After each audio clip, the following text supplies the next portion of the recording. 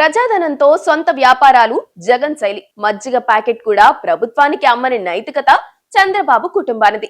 అయినా ఇప్పుడు జరుగుతున్నది వేరు. చంద్రబాబు తన కంపెనీ నెయ్యిని టీటీడీకి అమ్మేసుకుంటున్నారని తప్పుడు ప్రచారం చేస్తున్నారు.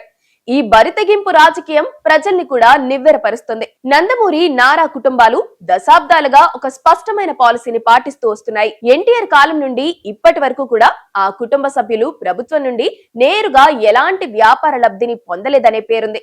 చంద్రబాబు నాయుడు స్థాపించిన హెరిటేజ్ సంస్థ దేశవ్యాప్తంగా గుర్తింపు పొందిన బ్రాండ్ అయినప్పటికీ కూడా ఆయన ముఖ్యమంత్రిగా ఉన్న కాలంలో ఆ సంస్థ ఎప్పుడూ ప్రభుత్వ టెండర్లలో పాల్గొనలేదు. కనీసం ప్రభుత్వ కార్యక్రమాలకు ఒక మజ్జిగ ప్యాకెట్ కూడా సరఫరా చేసే చిన్న కాంట్రాక్ట్ ను కూడా తీసుకోకపోవడం వారి నైతిక విలువలకు నిదర్శనం. చంద్రబాబు కుటుంబంపై బురద చల్లాలని చూస్తున్న జగన్మోహన్ రెడ్డి రాజకీయ ప్రస్థానాన్ని గమనిస్తే భిన్నమైన చిత్రం కనిపిస్తుంది. జగన్ అధికారంలో ఉన్నప్పుడు తన వ్యక్తిగత సంస్థల ప్రయోజనాలే పరమాపదిగా వ్యవహరించారు. తన పత్రికను 100 కోట్ల ప్రభుత్వ ప్రకటనలు ఇవ్వడం, వాలంటీర్ల ద్వారా ఆ పత్రికను బలవంతంగా కొనిపించడం, ప్రభుత్వ నిర్మాణ పనులకు తన సిమెంట్ కంపెనీల నుండే సరఫరా జరిగేలా చూడటం వంటివి ఆయన హయాంలో బహిరంగ రహస్యాలు. చివరికి తన సొంత కంపెనీకి అక్రమంగా గనుల లీజులు కూడా కేటాయించుకున్నారు. ఇలా అధికార దుర్వినియోగం చేస్తూ సొంత ఖజానా నింపుకోవడమే ధ్యేయంగా సాగే క్విడ్ ప్రో కో సంస్కృతికి జగన్ ఆద్యుడు.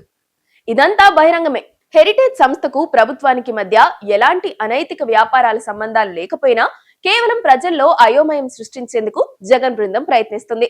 చేయాలనుకుంటే జగన్ మాదిరిగా నేరుగా ప్రభుత్వ ఉత్తర్వుల ద్వారానే హెరిటేజ్ ఉత్పత్తులను సరఫరా చేసే అవకాశం ఉన్నా చంద్రబాబు అలాంటి పనులను ఎప్పుడూ చేయలేదు.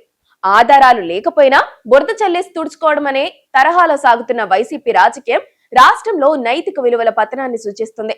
విలువలు పాటించే నాయకుడికి, విలువలనే వ్యాపారంగా మార్చుకున్న నాయకుడికి మధ్య తేడాను కూడా ప్రజలు గమనిస్తూనే ఉంటారు.